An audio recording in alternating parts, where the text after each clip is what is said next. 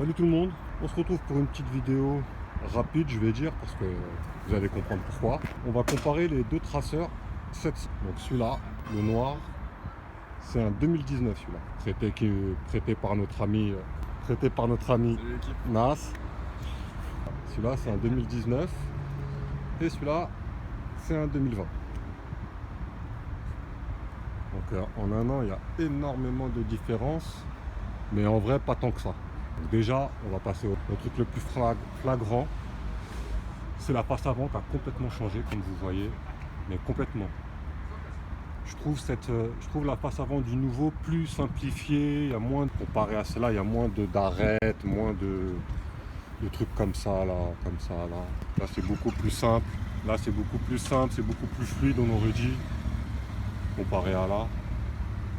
Là c'est vraiment un peu trop rempli. Donc aussi les feux qu'ils ont totalement changé, comme vous le voyez.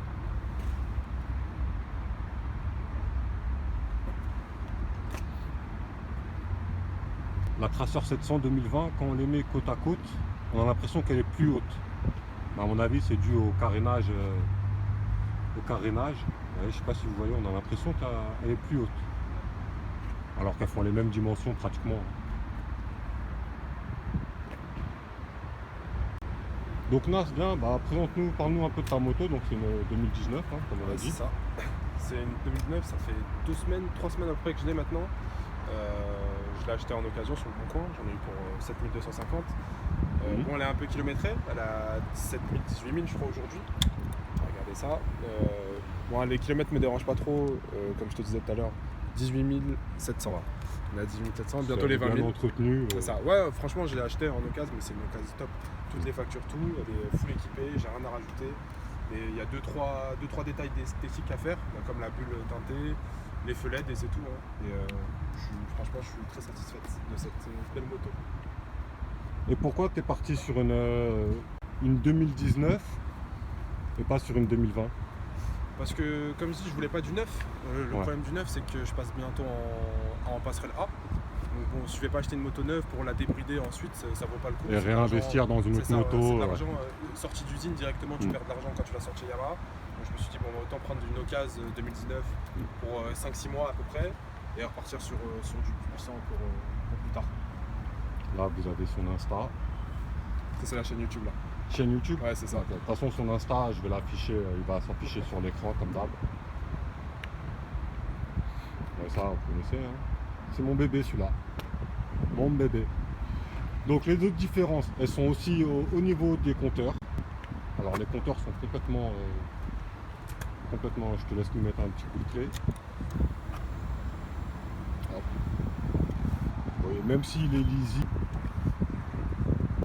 Et là, on est sur celui du 2020. Donc celui-là, il y a un peu plus de couleurs, c'est un peu plus coloré. Ça reste aussi lisible. Vous savez, la vidéo, je vous l'ai déjà dit dans une précédente vidéo, franchement c'est très lisible, c'est très bien. Le poste de pilotage reste le même, quasiment le même. Alors la plus importante, c'est au niveau du moteur, bien sûr. C'est toujours pareil, de toute façon c'est CP2, comme d'hab. Mais celle-là, la 2020 perd un cheval, comparé à la 2009. Mais elle gagne un peu plus de coupe, je crois. Le réservoir aussi, a l'air beaucoup plus imposant, non?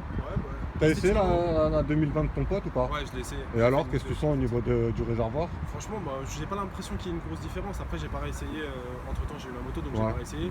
Mais je pense que c'est la même capacité. Il y a juste l'esthétique qui change. Celui-là, il a l'air plus gros. Plus massif, ouais. C'est pour ça que t'as l'impression que c'est plus gros là.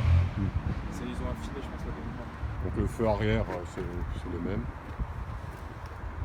En vrai, ils sont pas beaucoup tracassés. Ils ont vraiment retravaillé l'esthétisme. Alors par contre, le seul reproche que je pourrais faire, c'est pourquoi ils l'ont pas fait en full black celle-là. Pourquoi vous l'avez pas fait en black? C'est ce qu'on veut. Celle-là, c'est quoi comme couleur d'origine? T'as le nom ou pas? C'est la noire avec du blanc bleu. C'est la noire en fait. Et en fait, les gens bleus c'est en option. En fait, c'est la noire de base. D'accord. Les gens bleus c'est une option. D'accord. Avec la petite Pinaro.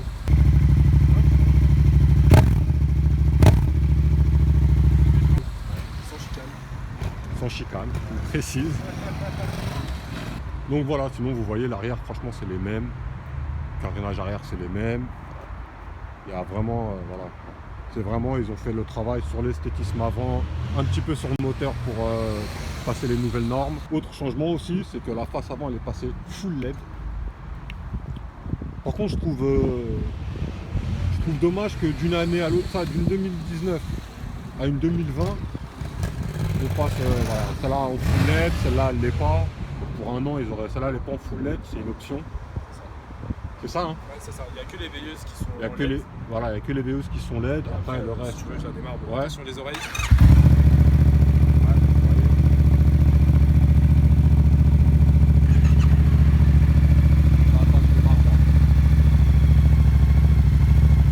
Bon, celle-là elle fait pas de bruit, celle-là par contre. Ça, Ouais, il y en a un, il m'a dit c'est une électrique, Pierre. Donc voilà, ouais, c'est dommage que d'une année de 2019-2020, ils auraient pu faire un effort au moins, ils mettent les LED pour commencer à changer la gamme. Mais bon, c'est les stratégies commerciales. Hein. Bon. Autre grosse différence aussi entre la 2020 et la 2019, voilà, là. Les suspensions qui sont réglables. Comme vous voyez, moi, il y a une vis pour pouvoir desserrer ou serrer, pour pouvoir régler les suspensions. La 2019, vous voyez, il y a des simples écrous. Voilà, vous voyez, il y a des simples écrous.